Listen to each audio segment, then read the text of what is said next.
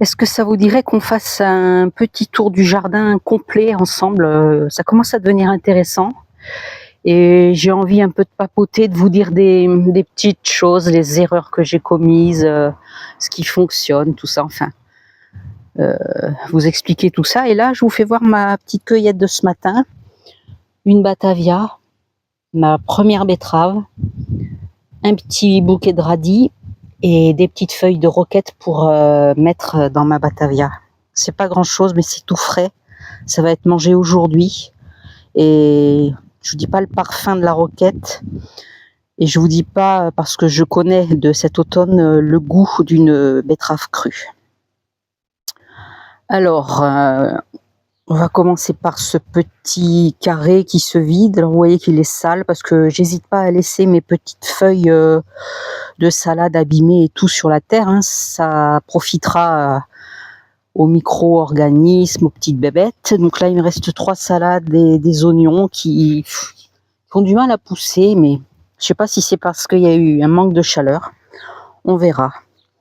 Donc ici, c'est là que j'ai cueilli mes petits radis. Voilà.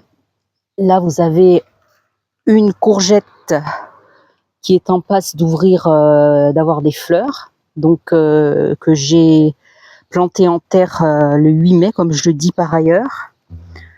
Là, il y a un tournesol nain. Et ici, il y a quelques haricots que j'ai repiqués.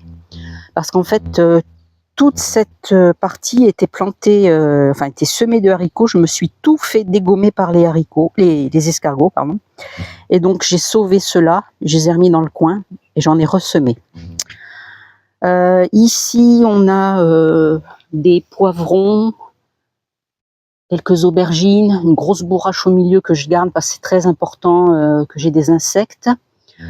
Donc j'ai encore coupé quelques feuilles en bas des tiges de poivrons. Je fais ça cette année parce que je trouve que quand je récolte, ils sont quand même petits. Alors ils sont succulents, mais c'est petit et j'aimerais bien avoir des fruits un petit peu plus gros. Donc je coupe les gourmands et les feuilles du bas. La courgette, ça y est, elle est partie. J'ai plusieurs courgettes femelles. Je pense qu'elles ont été pollinisées. D'ailleurs là, est-ce que vous voyez, il y a une petite bestiole, voilà.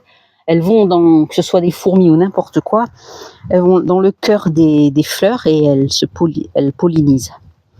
Donc là, j'ai une autre bourrache. Alors mon chou rave, c'est la première fois que j'en fais, j'ai sûrement beaucoup en raté. Et c'est rigolo, j'en avais jamais vu. En fait, ouais, on voit bien que la rave, elle est en train de se faire là. Le fenouil, il faudrait que je l'arrose lui. Donc aubergine, chou rave, celui-là s'est fait mais complètement dégommer. J'ai encore des jolies betteraves ou plus petites, j'espère qu'elles vont grossir. Vous voyez, il n'y a pas de tabou, hein. Quand je rate, je vais vous le dire. Hein. Ça, c'est un pied de céleri branche. C'est la première fois que j'en fais aussi. Je me dis que si je réussis une culture sur les 4 nouvelles de cette année, ça sera une de plus. Là, encore un pied de bourrache. Alors tout ça, ça se ressème spontanément. Hein. Je vous le dis, si vous avez de la bourrache, après vous allez en être envahi. Donc j'en arrache des centaines pour en garder quelques-uns. Quelques salades. Ah, il y en a une qui est magnifique. J'ai envie de la laisser grossir, grandir et mourir et faire ses graines. Comme ça, je pourrais récupérer les graines, hein, parce que j'ai déjà fait une année, j'avais réussi. Si vous voulez récupérer les graines de vos salades, je vous ferai voir ça plus tard. Ne prenez pas les graines d'une plante qui a monté parce qu'elle a souffert. Prenez les graines d'une plante qui a vécu sa belle vie de salade. Voilà. Donc là, blettes, consoude, blettes, betteraves, aubergines. Alors ici, haricots. Je savais plus si je m'étais trompée ou pas, si c'était des haricots nains ou aram. J'ai l'impression qu'il... Oui, c'est aram. Il grimpe. Impeccable. Donc je suis contente parce que en fait le maïs je l'avais mis pour faire de l'ombre et on voit bien que ça commence à faire de l'ombre sur les haricots et ça en fera plus tard sur les betteraves et autre chose. Donc c'était le but.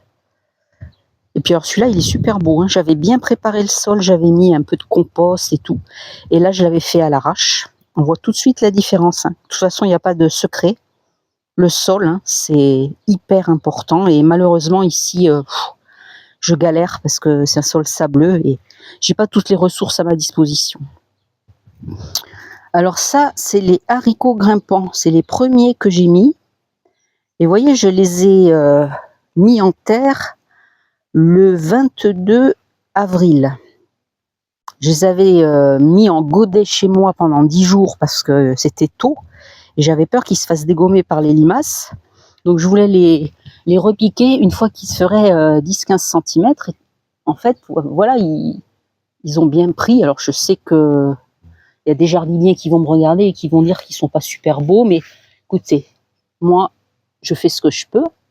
Et malgré tout, tous les ans, je mange des haricots. Il y a des fleurs avec des concombres au pied. De l'autre côté, commence à y avoir des petits concombres. Alors, on verra si c'est pollinisé ou pas, je sais pas. Ça commence. J'ai 3 pieds de concombre. Encore une bourrache, des poivrons. De l'autre côté, vous voyez, j'en ai planté d'autres. Là, ils ont 10 jours à peine. Vous voyez, en 10 jours, ils sont déjà sortis, hein. Voilà. Et ça, c'est une courgette que j'ai repiquée dans le sol le 22 mai. Voilà, ça fait 10 jours. Donc, ça va partir. Alors, ensuite, ça, c'est de la consoude. J'ai un gros pied de consoude Bocking 14 et j'ai démarié pour en remettre un petit peu partout dans le jardin. C'est une plante que j'aime bien hacher et mettre en paillage au pied des plants un peu fatigués. Parce que c'est une plante qui consolide, comme l'indique son nom. Et c'est très bon, ça apporte beaucoup d'éléments à la plante. Alors là, je vais en profiter pour vous parler de mes tomates. Vous vous souvenez, je vous ai fait une vidéo d'1 minute 10 pour vous montrer comment je les plantais. Hein, je faisais un trou profondément et surtout je mettais beaucoup d'eau au départ. Donc ça, c'était le 8 mai. Là, on est le 1er juin, je crois. Mes tomates, elles étaient couvertes par une bâche transparente et donc elles n'ont pas reçu une goutte de pluie depuis le 8 mai. Elles n'ont pas non plus reçu une goutte de pluie d'arrosage. Donc en fait, je m'en suis pas du tout occupée au niveau de l'arrosage parce que les racines, dès le départ, sont allées chercher l'eau profondément puisque j'avais mis beaucoup d'eau et qu'elle s'est infiltrée loin dans le sol. Donc je suis assez contente. Alors je ne les arroserai pas tant que je ne verrai pas de signe de faiblesse. Je verrai comme ça combien de temps elles tiennent. Alors attention, hein, je suis pas du tout en train de dire qu'il faut pas arroser, au contraire. Hein. Je suis pas de ceux qui disent qu'il n'y a pas besoin d'eau au jardin. Mais malgré tout, si je pouvais en consommer moins, et puis surtout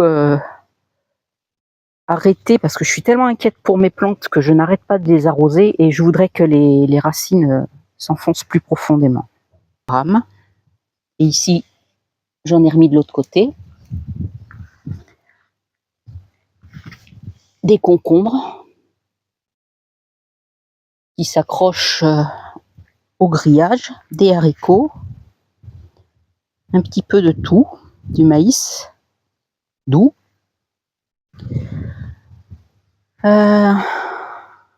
Donc ici, on l'a vu. Une pastèque. C'est la première fois que je fais des pastèques et c'est mon plus joli pied pour l'instant. J'en ai ressemé.